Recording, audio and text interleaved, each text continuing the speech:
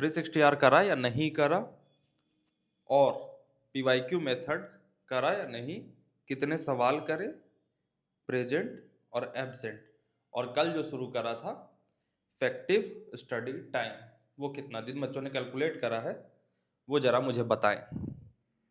आज कोई नई बात नहीं, बस एक याददाश्त में चीज डालनी है कि ठंड आई है ना, तो कुछ बच्चे कह रहे हैं कि भैया सुबह वाला जो कम्युनिटी पोस्ट है ना वो 5 बजे करते हो आप, 7 बजे कर दो, और रात को जो वीडियो आती है वो 10 साढ़े 10 तक आती है, उसे और पहले कर दो। भाई साहब, क्या मौसम के अकॉर्डिंग बदलते रहोगे? ये सब ना बायसनेस है। टाइम वही 24 घंटे हैं, वही तुम्हें 8 घंटा सोना है। तुम ये एक्सेप्टेंस मत दे देना। सोसाइटी ने ना ये एक्सेप्टेंस दे दिया कि ठंड के साथ तो लेजी हो ही जाता है। ऐसे कैसे हो जाएगा लेजी यार? ठंड, गर्मी, बरसात, ब्ला ब्ला ब्ला, ये होते रहेंगे। तुम 5 बजे ही उठोगे और 10 बजे ही एब्सेंट प्रेजेंट लिखोगे। मैं नहीं बदलूंगा और तुम्हें भी नहीं बदलना चाहिए। लेकिन बोल लग रहा है तुम्हें कि भैया मैं बदल गया हूं, आप भी बदल, ऐसा नहीं होगा। पहले तो बहुत सारे बच्चे जो सुबह नहीं उठ रहे, उठना स्टार्ट कर दो। हजारों, मतलब 90%, ये सब कहने की बात है कि सुबह पढ़ो या रात में पढ़ो, एक ही बात है, ठीक है। लेकिन 90% आपकी प्रॉब्लम सॉल्व हो जाएगी अगर आप सुबह उठना स्टार्ट कर दोगे। इसमें कोई साइंस वाइंस नहीं है, इसका सिंपल लॉजिक है कि सुबह उठोगे, टाइम बेटर होगा, एक डिसिप्लिन बन जाएगा। फिक्स टाइम पे सोना और फिक्स टाइम पे उठना फिक्स करना ना बहुत जरूरी होता है। ये कर लोगे ना तो बहुत सारी चीजें अपने आप ऑर्गेनाइज हो जाएंगी। तुम्हारी मैक्सिमम लाइफ डिसऑर्गेनाइज्ड इसलिए रहती है क्योंकि तुम्हारा सोना ऑर्गेनाइज्ड नहीं है।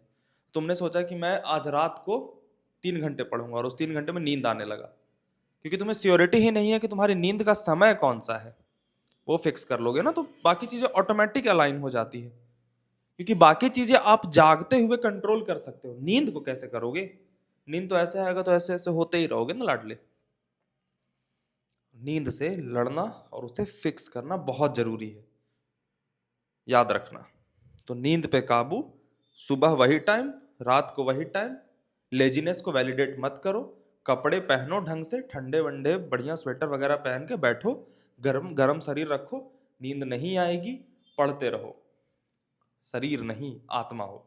ठंड शरीर को लग रही है, लगने दे। तुझे ठंड लग रहा है, ठीक है, कांप ले, मुझे पढ़ने दे। जो भी मतलब कुछ भी कोटेशन, फिलॉसफी, थप्पड़, जो भी वर्क करे, मैं नहीं जानता। वर्क कराना तुम्हारी जिम्मेदारी है, बस मैं ये जानता हूँ। और नींद का समय फिक्स करो। और लास्ट में एक बात कहना चाहता हूँ कि कल 2027 वाले बच्चों से बात करी तो नए नए बच्चे जुड़े कुछ, उसमें कुछ वही स्नेहित पगलू होने लगे। 26 वालों को तो बहुत पहले से ही बता रखा है, 27 वालों में भी नहीं होना। मुझे तुम्हारी तारीफें नहीं, रैंक चाहिए। रैंक 20 लाख लाख करके स्नेहित मिश्रा की जय बोलोगे ना, मैं मुंह छुपा के भाग जाऊंगा।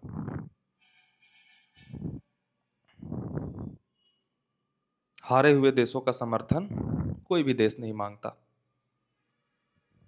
जीता हुआ देश थप्पड़ भी मार देना तो नाम होता है।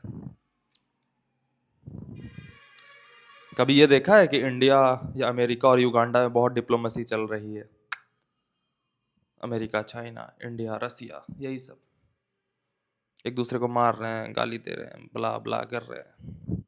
वो सारे जो साइड में है वो इसकी जय बोले चाहे उसकी जय बोले, क्या फर्क पड़ता है? रैंक लाओ।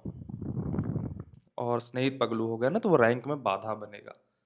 शुरुआत में लग सकता है कुछ फायदा हो रहा है पढ़ाई में, तो ऑब्वियस सी फीलिंग आती है कि थैंक यू बोल दो, कोई जरूरत नहीं है, तुम्हारा रैंक मेरे लिए थैंक यू होगा, है ना?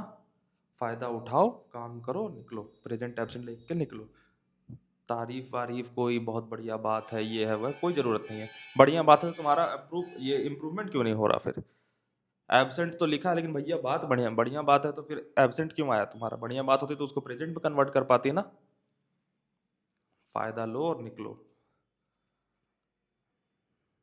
ठीक है, कल मिलते हैं 5 बजे कम्युनिटी पोस्ट में, मेन चैनल पे, और रात को 10 बजे। Bye bye, good night.